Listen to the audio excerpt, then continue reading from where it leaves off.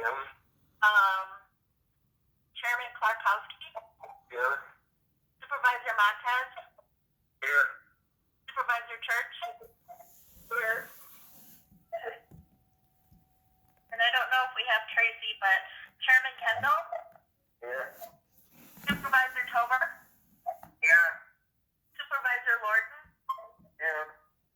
Here. All right. Okay. All right. Eileen, do we have any other guests that joined this meeting? Yes. Public comments? If there is somebody who's present via Zoom that would like to speak during public comments, please raise your hand via Zoom app. We do have one phone caller, so I'll unmute them to see if they would like to speak. Okay.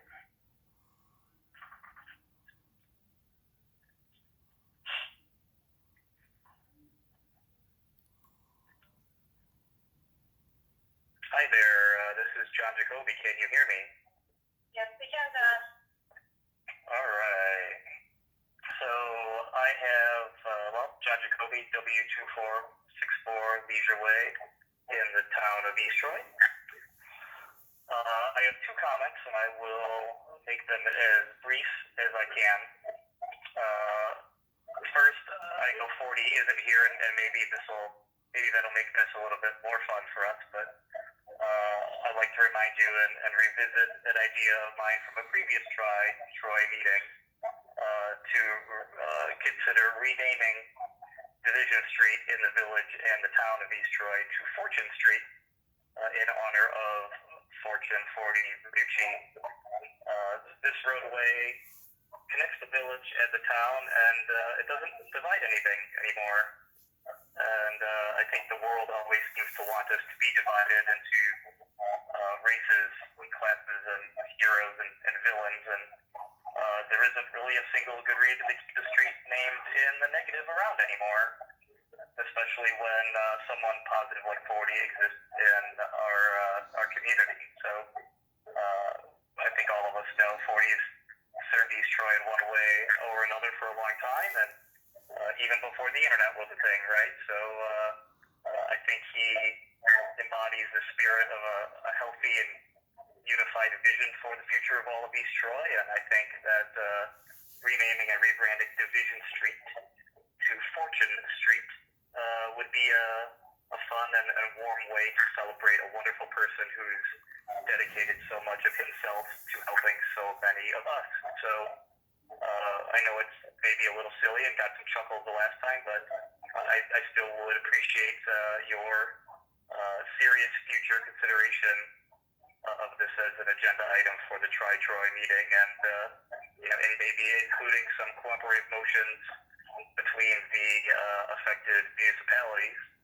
So my first item. My second item would like to try and address members of the Town of East Troy Board specifically, starting with Chairperson Clarkowski. You had included me on an email that you had sent on March 13th that included and alerted me to some serious allegations, and I appreciate you looping me in. And that email has since made the rounds and become public, not by me, but since I'm running for both a chairperson and supervisor, and not to mix too much town politics with the Tri-Troy stuff, but I do feel like I've suddenly found myself in a very awkward position to defend myself in front of our entire community and to you, Joe. And so, to start, like we talked about on the phone, I am sorry that these things are happening to you, but you are not alone. They are happening in some way to all of us, including myself. And so, I know that there's some allegations about affiliations with PACs, and I'm not associated with any of those. Some of the allegations about felonies, I'm not a felon. I'm not stealing campaign signs. I'm not pranking home phones. I'm not following anyone home, and I'm certainly not misinforming anybody. So I really do believe deeply in transparency, even when it's awkward like this, and I believe in fact-based leadership over opinionated direction. And so I know you, and I believe you serve the town with good intentions, and no matter what happens in April, I think that whoever is elected chairperson will carry those forward. Supervisor Church, I know you went canvassing for your campaign because I spoke to some of the same people that you did, and they shared with me some of your thoughts about your competition. And since this isn't already public, I'm not going to harp on it or make it that way. But I will share that in the primary election in February, I actually voted for you instead of myself because you've always been very kind to me in meetings. But given some of the feedback and the things that I've heard, I know that that was a mistake, and I won't be doing that in April. And Supervisor Montez, you wrote an opinion article to the East Troy Times that was delivered to my house today. And boy, I feel like you had the opportunity to retire this year with class and grace, and you could have shared any number of positive experiences and successes during your 28-year political career, but instead you picked on me and the Zesses and Jon Snow's in the newspaper. And so you allege that we used social media to sow distrust in the community, and I couldn't have. My Facebook account had been inactive for years until you had started making these allegations at the town board meetings and annual meetings. At which point I had to reactivate it to see what it was that people were talking about. And you talked about low voter turnout and me and some of the others thwarting legitimate government, but we helped increase attendance by asking people to come to meetings. And I voted for the new town hall, and I said so at the most widely attended annual meeting in East Troy history. You allege that I deceived our electors, but I am helping them educate themselves where you are failing them. And the electors are not mad at you. They are disappointed in what they see from you. And you're now that it's getting hot, you're running and hiding from the mess that you have made, while others step up to fix it all.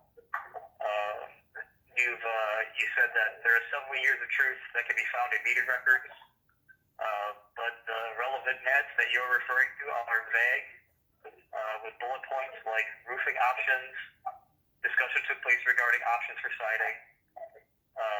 You motioned to approve these minutes on all occasions, and only a single agenda packet was ever available online dating back to 2014. So no one has access to the information that you do, Supervisor Montez, and you allege that I accused the board of skirting state statutory procedures and open meetings, but what I actually said is that there were 3 9 a.m. town hall design meetings that are happening when most people are at work, and that meet the letter of the law, but not the spirit of the spend. And that 8 people in attendance is far too little feedback for so much money. You say that no plans are finalized, but there was a signed contract to break ground in June of 2020. And that design, no, I'm not. No, I have more to say. Comments for the record. No, I'm not finished. I'm not finished. In closing, and I think that this interruption sort of proves my point that your point. I'm not over my time limit, Joe. If there's a 5-minute time limit, I'm not over it. Please let me finish. I'm not over my time limit. Do not interrupt me. Please. I have the right to finish my public comment. I have the right to finish my public comment. I have the right to finish. So, in closing, and given this exact situation, addressing specifically the esteemed trustees of the Village of East Troy and members of the Town of Troy Board, given my comments, these experiences, and Joe interrupting me now, it is clear as day that the current board members in the town of East Troy are compromised, and they are more interested in destroying relationships than nurturing them. And so during the Tri-Troy meeting, where this is all about nurturing relationships and cooperation, I think that this meeting specifically with these board members, is not a meeting that should proceed, frankly. And I ask that this statement and the related materials, specifically Clayton's article in the paper and Joe's email that's public anyways, be included in the meeting minutes, as they are relevant to all of the future relationships and ongoing cooperation that are happening in the Tri-Troy Alliance. Thank you for your time. Comments are noted. I don't know what any of that had to do with our agenda here, but John said he wanted to have his piece, so he did. And I can say that the relationship with Troy and East Troy is as good as it's ever been, period. And I don't think this disruption we just had here is going to change that. I sure hope not. Okay. Anyone else on the phone here for talking? Yes, John Foss has a raise. I'm going to unmute you, John. Hello, you there? Can you hear me? Can you hear me? Hello, can you hear me? Yes, we can. Hello, my name is John Stoss, North 8831 Stringers Bridge Road.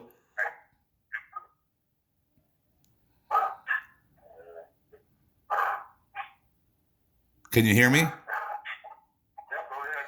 Okay. I'd like to make the comment that what I just heard John Jacoby say, I'd like to see that be put on the public record, and the letter that was put on Informed Citizens for the town of East Troy, I'd like to see that put on the public record.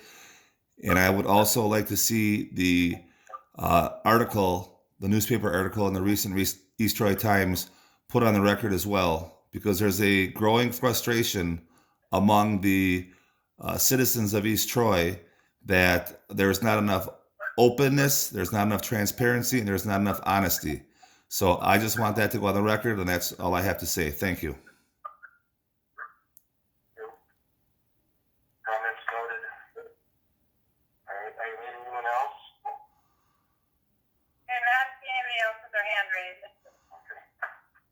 Well, if nothing else, the folks have seen what we've been dealing with here for a year, and so you got to get dragged into it. But this is a public meeting, and we always post public comments. That's what we just had.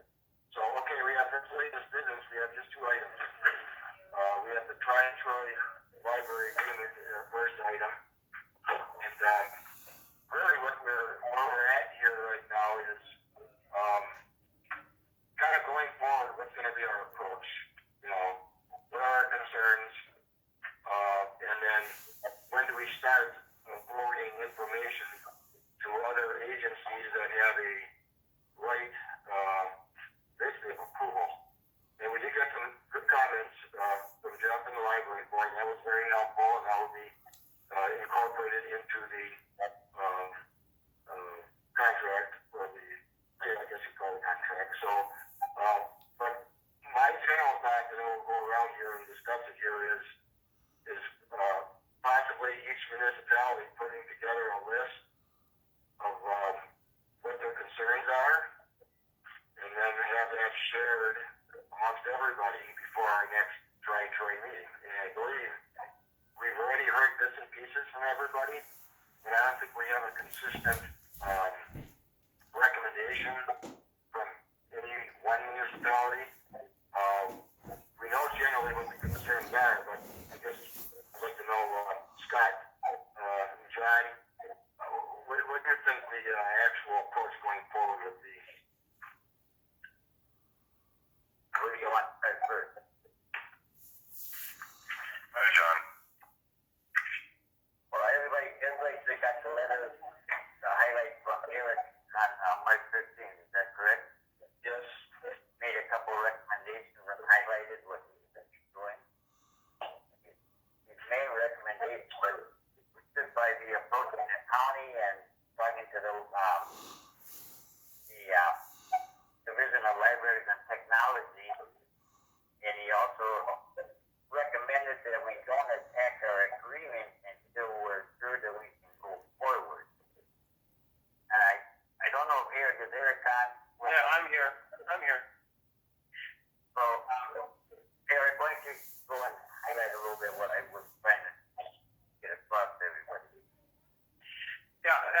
to remind everyone, when we started this process, we had sort of a draft agreement with the framework of it, kind of the bones of the agreement. But before we started refining it, we thought, let's see if this thing is going to fly. The one reason being, once we start negotiating the terms of that agreement, your costs are going to go up because you're going to each have to deal with your own lawyer, looking through the agreement from your own community's perspective. So I have no problem if we want to drill down on the agreement now. If we feel like we're at that stage, that's perfectly doable. It's contrary to what you set out to do initially, because initially you wanted to see if the county thought it was going to fly, you wanted to see if DPI thought it was going to fly before you incurred those costs. And so we're at the stage where we could go to the county and we could go to DPI and get those comments now before you incur those costs. It's entirely up to you. And I agree with the introductory comments that the library board provided very helpful information. I think it was very helpful. I think what they provided is great. And it will be very good to include those ideas and you think about those ideas as you develop the agreement. I just don't know if you want to go there now.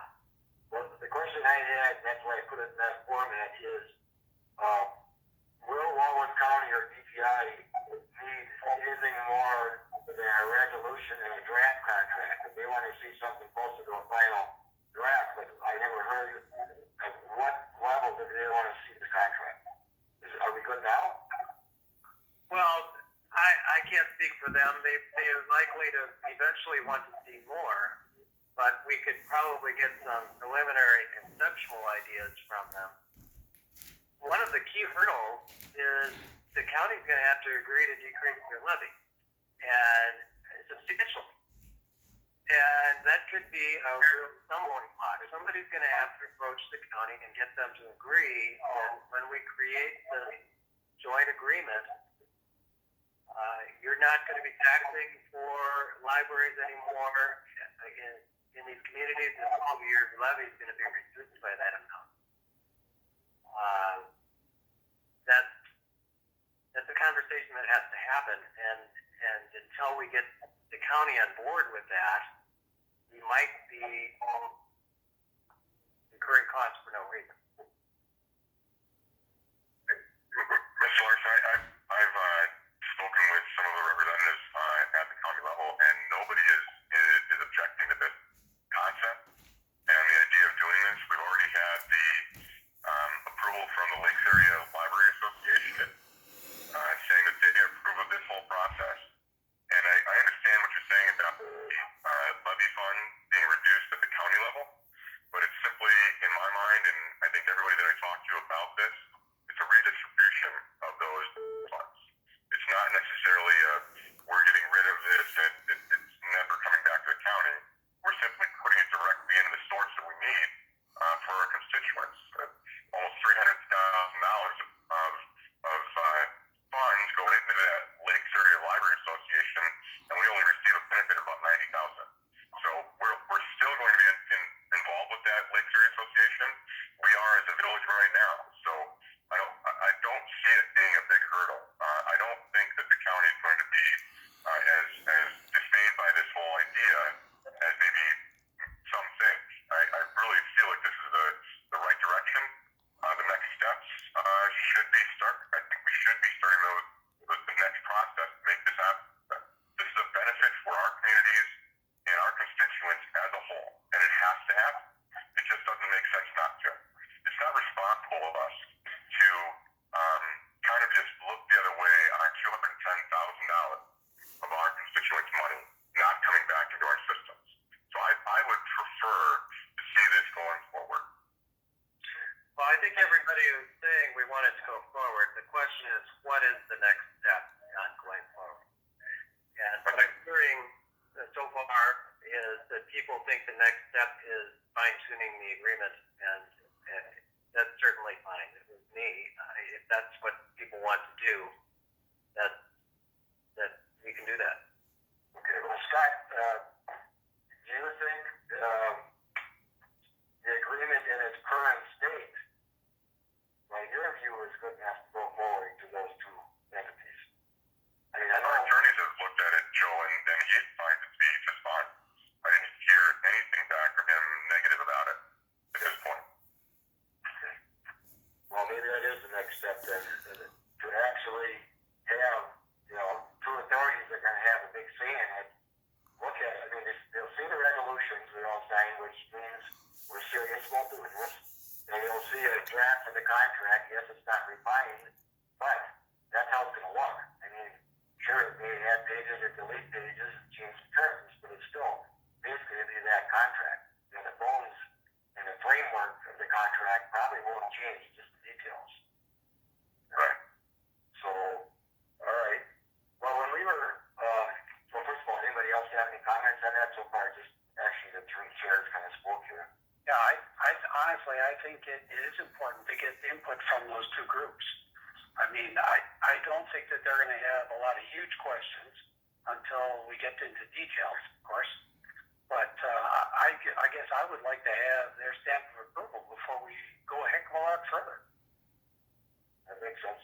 I understand that, John, and I see what you're saying about it. Just from our attorneys looking at that draft agreement that Mr. Larson put together for us, they didn't find anything that they needed to change. It looked okay. There was maybe a couple of tweaks here and there, but nothing major. Scott, And I'm not saying, and I'm sorry, I'm not saying to Right. worry about the agreement. I'm talking about, the county and DPI, Sure. getting feedback from those guys. I just want to clarify, our attorney echoed exactly what Attorney Larson is saying, that he knew he wasn't going to worry about specific details because of the draft agreement at this point. And he felt comfortable forwarding it in its current state. So there might be some changes our attorney asked for later, but he wasn't worrying about specific details because the idea was on the draft. Based on how you, In my mind on this, I'm sorry, Joe, my mindset on this is that, get this in front of the county. Get the agreement in front of the county so they can see where, what it looks like, how it would start going through, and that's my idea on how we get this initiated with the county. Verbal conversations with the county representatives have said that this is not something they're opposed to. So, getting it on their agenda, getting it in front of them, I think is the next step. And by way of having that agreement in front of them. I mean, This is all my opinion. I'm not speaking for my entire board, that's for sure. yeah, throughout the conversations we've had at various meetings with the county, even as far back as, actually a couple of years ago, because generally we started, thinking about this, they thought, just on its surface, it was a great idea. Okay, and I don't think anything changed there except Dave Bretto is no longer, there. Okay, but, I don't think that's going to be a big difference there, at all.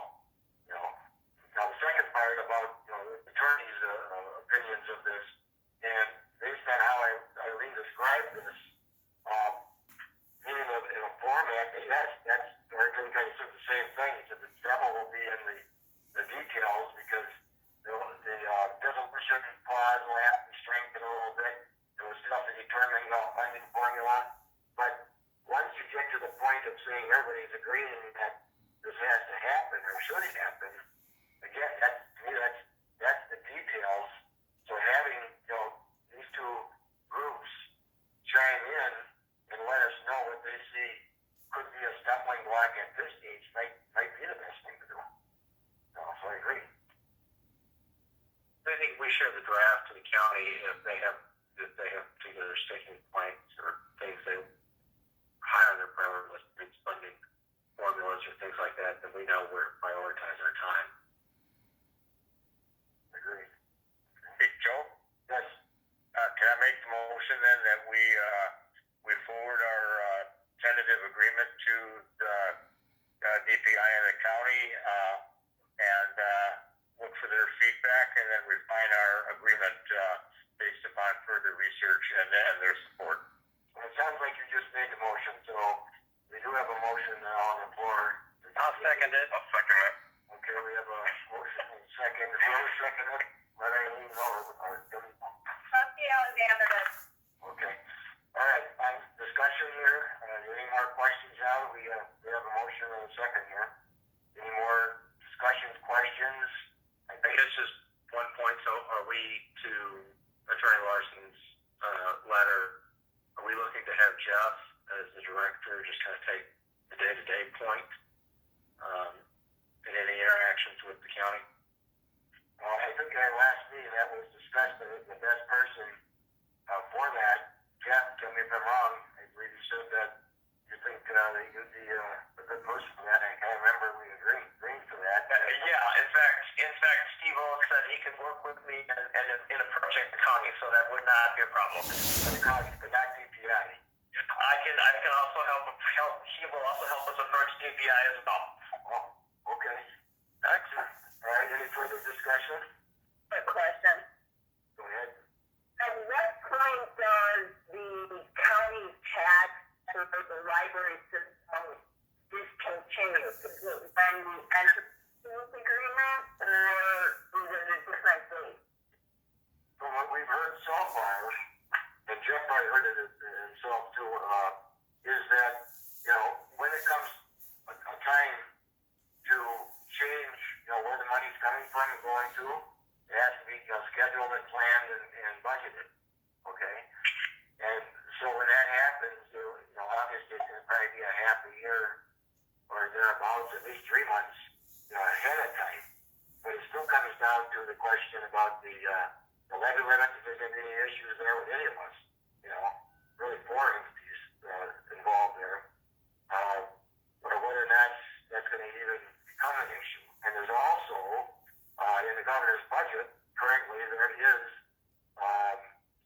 just the quite kind of help that maybe we're thinking of here is one of the things they're proposing is that if the services are being transferred from one unit of government to the other, that they would indeed be exempt from the levy limit. So, it's probably changing a little bit. I think as we get down our path here, maybe those issues will clear up.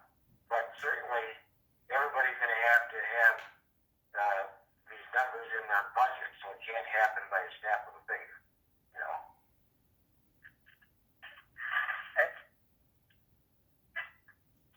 Any other comments? Going once. Comments? Go ahead. I have 2 comments. Yeah, John. I think before you send this out, you should at least make the corrections to the Lake Shores library system instead of Lake Shore. Yep, here it is. I mean, they may pick up on that. Yeah, might offend them too. And one other correction is on line 277. It refers to the Tri-Troy Joint Library. I would strike the word joint at this point. I don't see it referred to anywhere else. Great. That's Any all. other comments or suggested changes? No, that's all I have. Thank you, Tom. Mr. Chairman, would you like me to make those changes, or I think that's the path we're on. And who have the live contract, and I hate to have me send one that's 1 year old. I'll do that. Yeah, I think that'd be a good thing. Okay, yes. All right, any other comments before we vote on that? Going once? Okay, on the motion, please, motion and second. All in favor, say aye. Aye. Opposed? None. Okay, so we have a plan going forward, that's a good thing. The one you stressed here is you want to keep the motion forward, and I think we've accomplished that part. Okay, I'm going to bow out. Thank you, ladies and gentlemen. Good to see you all here. Good night. Thanks very much. Thank you. okay, the second item we have posted on the agenda is road projects for each municipality, and we go from John, why don't you start first? You mentioned you kind of got a slow year coming up. Yeah, I had a full year with the new stuff. About $70,000 with it. Take some debt off. Okay. And all of those, there's no road closures with any of that stuff. All right. So seal coating, was there anything they're doing? Yeah, we're going to still code. Oh, okay. All right.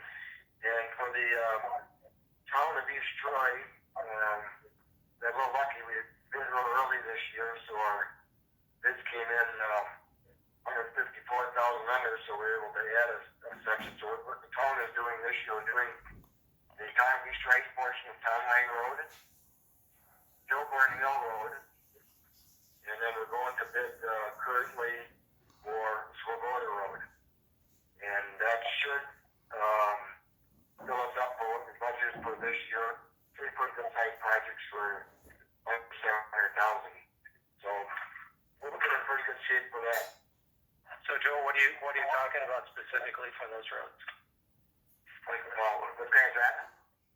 Now, what kind of job are you talking about for those roads? Oh, they're going to be pulverized, and then 2 lifts of HMA and shoulder, and then we short the county stripes as well, so it's not that won't be in the contract. So Yeah. Okay. Thanks.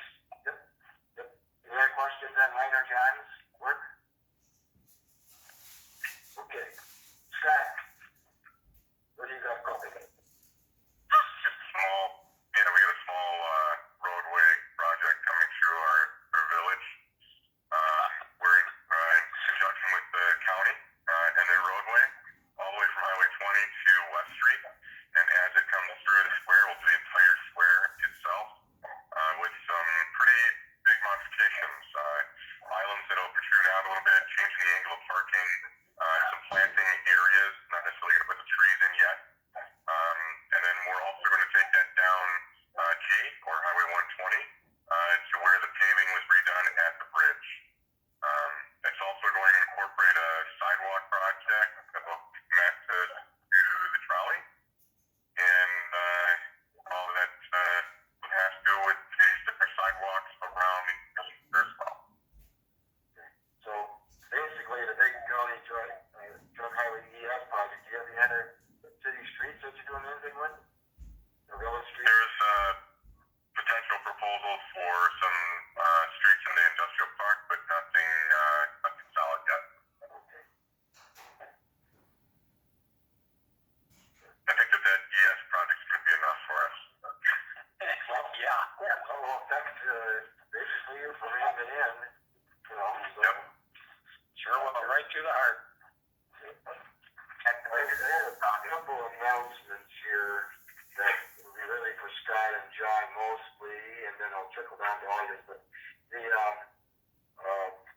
Intergovernmental Cooperation meeting, due to them not having the American Rescue Plan X numbers all finalized yet, you guys should have noticed that our meeting has been canceled and they didn't reschedule it yet.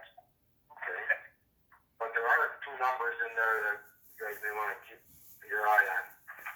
As part of that federal act, Walworth County's allocation, tentative allocation is $20.3 million. And then through what we got through the Wisconsin Towns Association, there's also an allocation for towns and villages. So the town of East Troy allocation is $400,641. The village of East Troy, $426,342. And the town of Troy, $234,375. And again, I do that for information purposes. I'm sure hearing more about it and how it'll be administered. None of those details are available yet. So hopefully when we do have our intergovernmental cooperation meeting in Elkhorn, they'll have answers to some of those. So that's all I have for announcements. All right. Anybody else have anything to speak on? Want to set a date for the next one? I didn't hear you, John.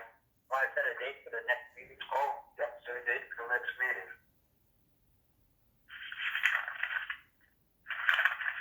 Well, I think we've kind of established that we were, Wednesdays were good, correct?